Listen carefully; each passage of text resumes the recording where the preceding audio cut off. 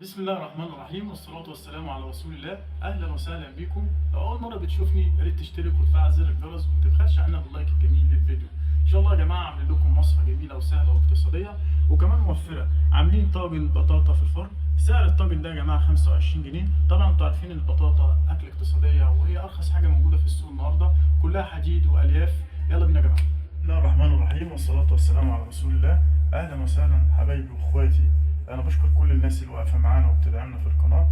ان شاء الله بفضل دعمكم لينا هنكبر ونعمل عيله كبيره على اليوتيوب. ان شاء الله يا جماعه النهارده هنعمل لكم حاجه كده حلوه. كنت قاعد عايز احلي فقلنا نعمل بطاطا. طبعا طاجن بطاطا.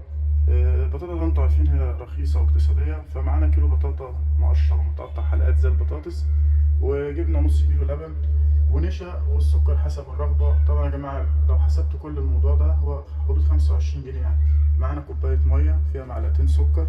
هنبدأ كده بإذن الله ننزل بالبطاطا بتاعتنا.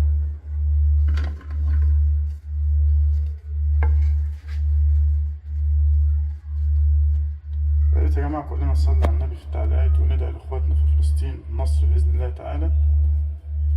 حطينا طبعا البطاطا في الطاجن، هننزل عليها كوباية المية بتاعتنا اللي حاطين فيها معلقتين السكر.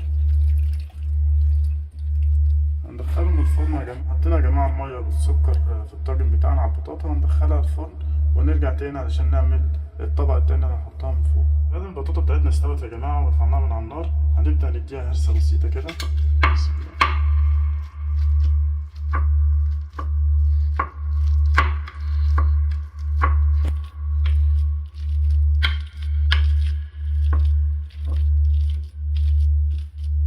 طبعا يا جماعة بعد ما نهرس البطاطا بتاعتنا هنروح نعمل الطبق اللي هتتحط من فوق من على الوش عشان ندخلها النار في الفرن. جماعة كانت شكل الطبق الأولانية اللي هنعملها. يلا بينا ندخل على الطبق التاني اللي هنحطها من فوق. طبعا معانا كزرونة أو طاسة، هنحط كوبايتين لبن،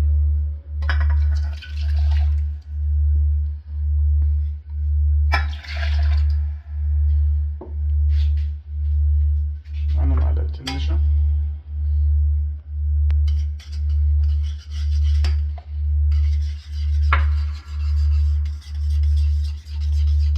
طبعا يا جماعة معانا السكر حسب الرغبة بقى. اللي حاببها مسكرة بيزود سكر، فطبعا هي أكلة المفروض إن هي حلوة، فأنا هزود فيها السكر شوية.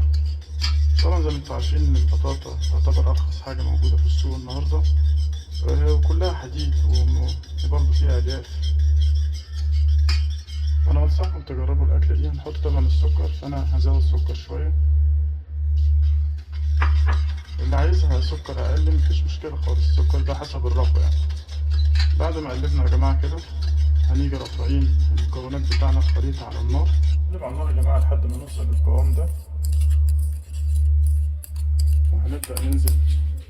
ده طبعا الشكل التاني هننزل بيه.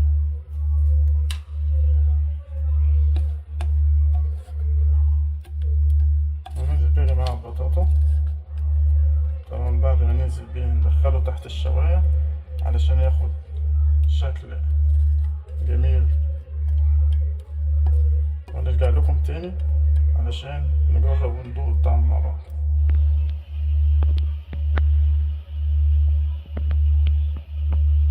ده يا جماعة كان الشكل النهائي للطاجن بتاعنا البطاطا النهارده الجميل. بعد ما طلعناه من الفرن طعم بصراحة شكلها جميل جدا وريحتها جميلة. وطبعا دي أكلة من أكلات الشتاء المعروفة. طبعا إن شاء الله في الأيام اللي جاية هنعمل لكم سلسلة وجبات شتوية علشان طبعا مناسبة بفصل الشتاء، الأكلات الجميلة اللي بتجمع حواليها الأسرة. فيلا بينا يا جماعة كده ندوق رأينا إيه. بسم الله الرحمن الرحيم.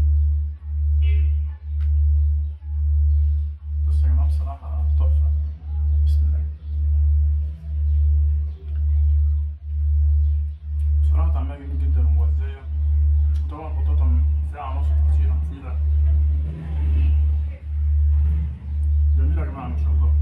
لو وصلت معانا اللحظة دي في الفيديو يا ريت تصلي على النبي في التعليقات وتدوس لايك وتشيروا القناة لأصحابكم وحبايبكم.